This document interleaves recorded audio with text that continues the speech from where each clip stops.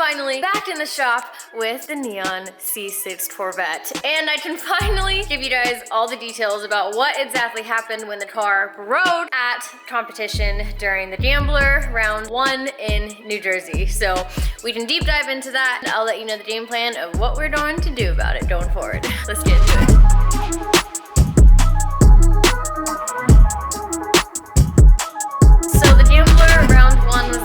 First competition that the C6 has done since it was completely rebuilt and restored since the fire. Now the car immediately was feeling awesome. I had some super grippy tires, so I had a lot to adapt to and get comfortable with. But before we even made it into qualifying, the car broke. When this happened, it was hard to tell if this was a clutch or a transmission thing because it just kept having a bunch of weird symptoms. But we're back at the shop now, so Started was able to drop everything to take a closer look. And we discovered the clutch splines said bye.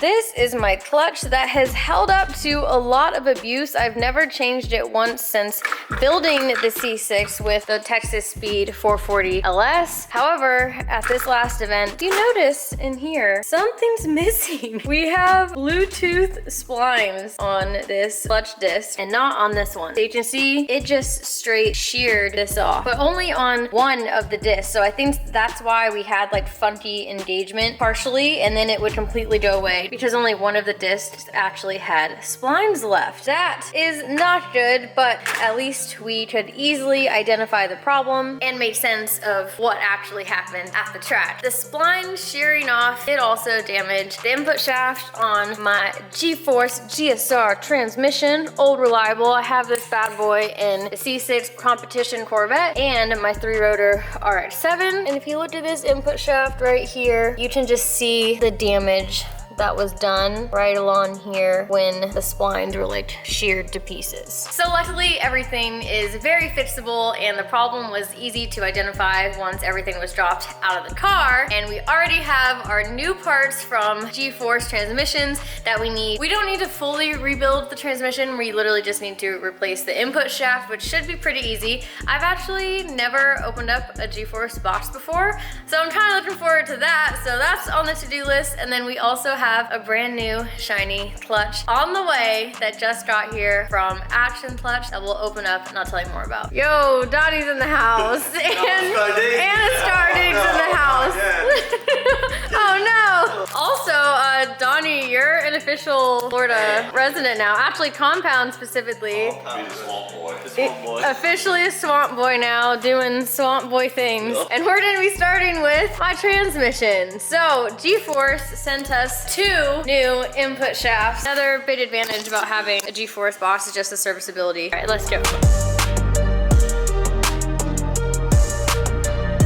I love these transmissions so much. They're amazing, reliable, easy to work on, and they take a beating. Super stoked to have G-Force a part of my programs. Like I said, both on the C6 Corvette and the 3-rotor RX-7. Let's get this nice, new, shiny input shaft in there.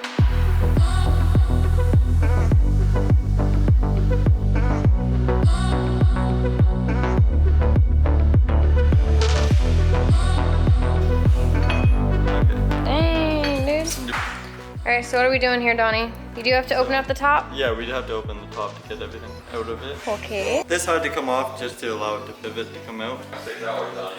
Yeah, we got this. Ready to get to work.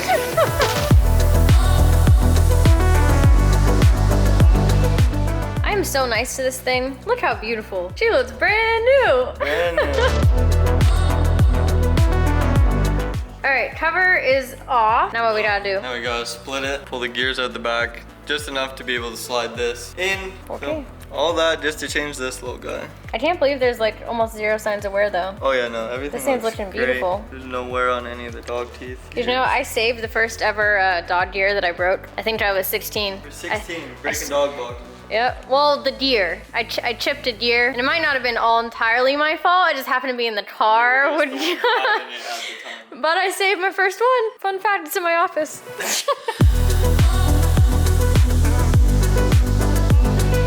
It's the next day, and we have our brand new shiny input shaft replaced on our GSR G-Force box. While we had it opened up, we also got to check out all the gears. Everything is looking real nice, and while it was opened up, Donnie replaced the seals as well. So this baby is good to go.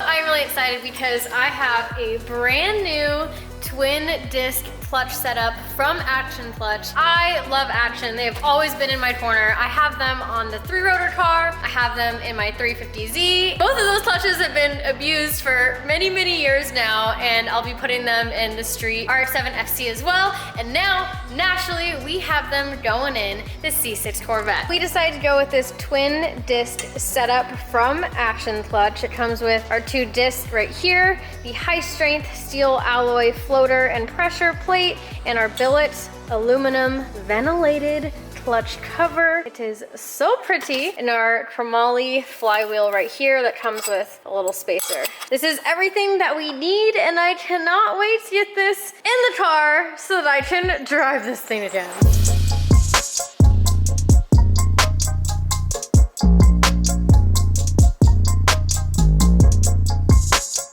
Like I said, I have Action Clutch in the 3-rotor car and my 350Z. I have it in the Evo, and now we got it going in the C6 Corvette. I'm really excited to have Action Clutch as an official partner of the C6 Corvette Drift program. Now let's get it installed.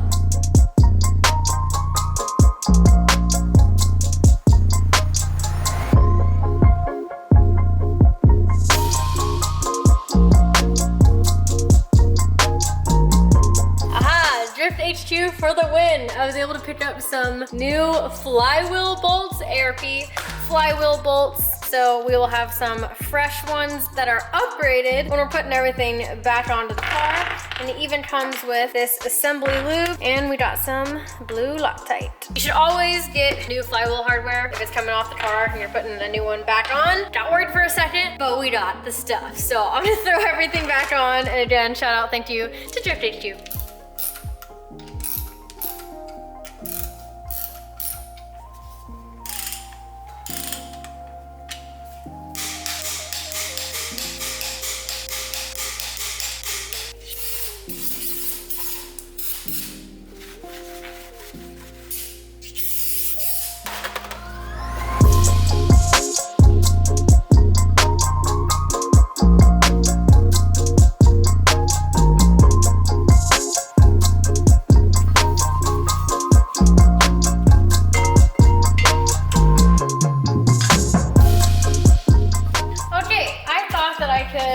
Assemble the clutch, plates, discs, and everything on the car, but I actually can't because I can't continue to slip the disc on while it's being held up with this because the diameter at the end is too thick. So we're actually going to be assembling all the plates and everything on the table and then, yeah, yeeting the entire assembly onto the car, yeah.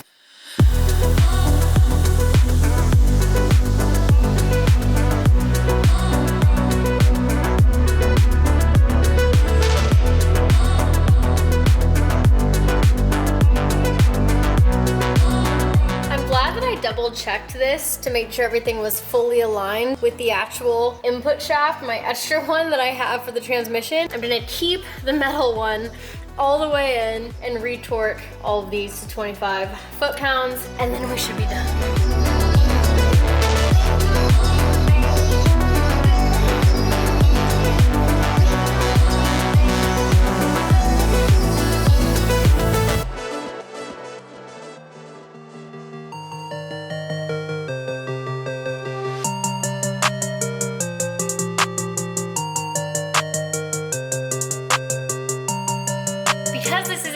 different clutch setup than I had on previously. I need to measure our air gap to make sure the throwout bearing is shimmed properly. Hopefully it's good to go, but you never know, and I don't want to have to undo all the work of putting the transmission on just to get this measurement. So I'm gonna take that now.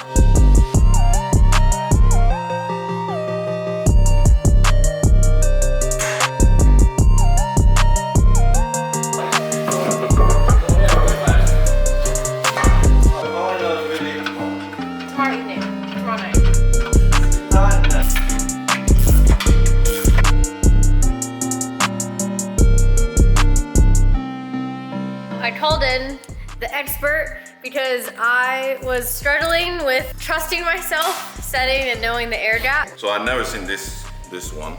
So it's adjustable, and it's from what I gathered from you is that you could adjust it in the car, which I don't see.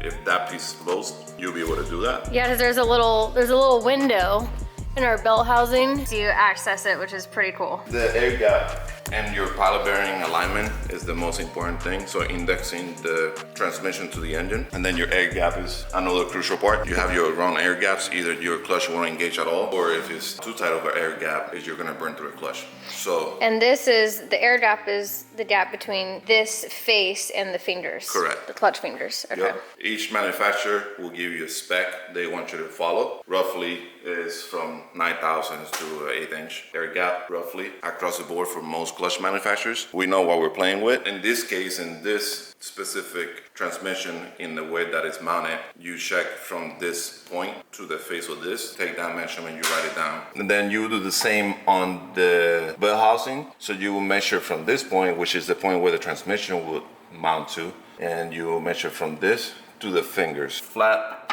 edge right to the fingers. Okay. You take that measurement, you subtract from the one from the other, and that will give you a measurement. So in doing that, we did realize there's too big of a gap. Right. Because this is still spaced out and set up from our previous clutch setup, so this has to be completely redone now. The bell housing to fingers measurement was 3.73. The transmission face to the face of the bearing was 299. So that's way too big of a gap. yeah, so right now you have 0.74. Of a gap. So that's close to 3/4. And we want it in this Or 7/8. range. Yep, that's the range roughly. So that's a big gap. Your clutch won't have enough travel to engage. A lot of setups too, maybe other ones have shims to do this, but this one's really cool. We're just gonna spin it and it's acting like it's putting, oh, well, maybe not. Maybe we don't have, oh no, maybe I do need, messed up. I think I do need spacers then. Okay, so it's been a long time since the last clip, probably multiple weeks, and there's been a few bumps in the road along here. We got the whole gang in here, and that's what it's turned into to get this car fully together and running. So the very first issue that I ran into was the throwout bearing. The one that I had from Cloud on our last setup would not reach. It needed like way more spacer behind it, and this is one that is actually adjustable on the car, which is very, very convenient, but it wasn't adjustable enough. And the face of the bearing is flat, and my new clutch setup has flat fingers, so we needed a curved bearing face to work with that, in addition to needing it much longer. Another issue that came up, the bell housing that I have, it's a McLeod bell housing, and there's nowhere to bolt a throwout bearing onto the bell housing itself. Like the QuickTime bell housing has that option, and a bunch of other options. So I had to find another slip-on throwout bearing that would work with my setup with curved face that I could put a bunch of shims behind. It took multiple days actually of calling literally everyone. Finally, Jeff Jones pointed me in the direction that Howie Racing made a slip-on one. That'll work. So we got that here, and then I tried to put everything together, and where the bell housing bolts up to the block, threads were really bad. Most of them were stripped, and that's when we called in the whole gang to double check everything, and they were able to get them to work by tapping them and cleaning them out, and luckily that got fixed as I did not trust myself messing with the block. So now we're good to go. Just trying to summarize what's happened in multiple weeks, and now we are closer to actually testing our brand new Action clutch.